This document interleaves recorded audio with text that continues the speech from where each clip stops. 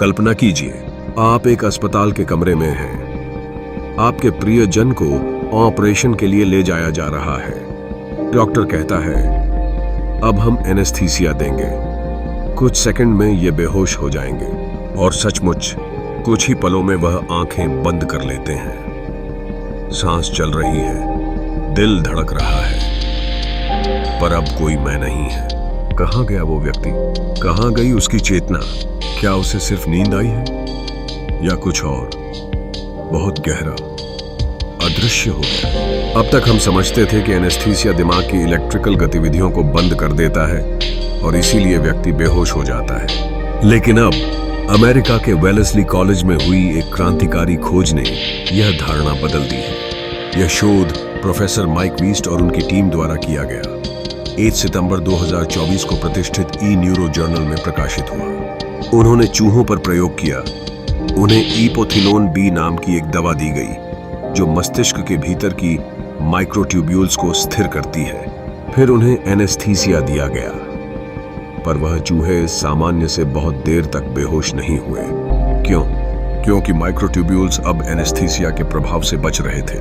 Microtubules मस्तिष्क की कोशिकाओं के भीतर मौजूद बेहद बारीक संरचनाएं, अब सिर्फ संरचना नहीं बल्कि चेतना की क्वांटम कुंजी मानी जा रही हैं। रॉजर पेनरोज और स्टुअर्ट हैमरऑफ ने यह सिद्धांत पहले ही प्रस्तुत किया था कि चेतना केवल न्यूरॉन्स की फायरिंग नहीं बल्कि माइक्रोट्यूब्यूल्स के भीतर होने वाली क्वांटम तरंगों और कंपनों से उत्पन्न होती है। तो अगर चेतना एक क्वांटम घटना है तो इसका अर्थ है कि चेतना सार्वभौमिक हो सकती है। मृत्यु के बाद भी चेतना बनी रह सकती है क्योंकि क्वांटम ऊर्जा नष्ट नहीं होती। और एआई चाहे कितना भी स्मार्ट हो जाए, वह वास्तविक चेतना का अनुभव नहीं कर सकता। चेतना शरीर से नहीं आती, शरीर चेतना से आता है। श्वेताश्वतर उपनिषद वेदों में जिस आत्मा की बात की गई है वही आज माइक्रोट्यूब्यूल्स में क्वांटम चेतना के रूप में विज्ञान के सामने प्रकट हो रही है। हमने जिसे आध्यात्म कहा, विज्ञान उसे अब सिद्ध कर रहा है। वेल्सली कॉलेज की यह खोज कोई साधारण खोज नहीं है। यह मानव चेतना के इतिहास में एक युगांतरकारी मोड़ है, जिससे यह निष्कर्ष निकलता है कि एनेस्थीसिया चेतना को तभी रोक पाता है जब माइक्रोट्यूब्यूल्स अस्थिर होते हैं। लेकिन अगर इन्हें स्थिर कर दिया जाए तो चेतना इतनी आसानी से विलीन नहीं होती।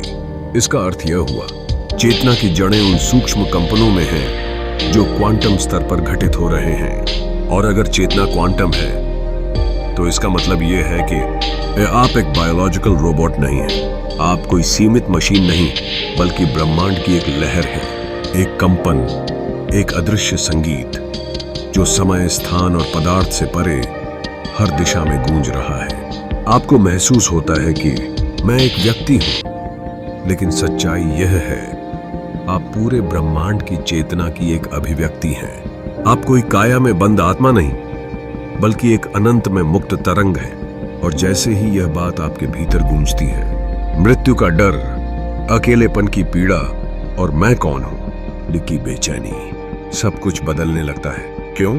क्योंकि अब आप समझते हैं आप मिट नहीं सकते, आप खत्म नहीं हो सकते, क्योंकि तरंगें मरती नहीं, बस रूप बदलती हैं। अब आप सिर्फ जीवित नहीं रहते, अब आप जागृत हो जाते हैं। एक जागी हुई चेतना जो जानती है कि वह शरीर नहीं, मन नहीं, विचार नहीं, बल्कि एक अनंत कंपन है जो स्वयं ब्रह्मांड को स्पंदित करता है। अगर आपको यह वीडियो ज्ञानप्रद, रोमांचक और विचारोत्तेजक लगा तो कृपया इसे लाइक, शेयर करें और कमेंट में लिखें। क्या आप मानते हैं कि चेतना एक क्वांटम रहस्य है या यह अभी भी हमारे समझ से परे है?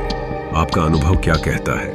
शायद हम कभी शरीर नहीं थे, हम तो बस एक तरंग थे जो कुछ देर के लिए मैं बन गई थी।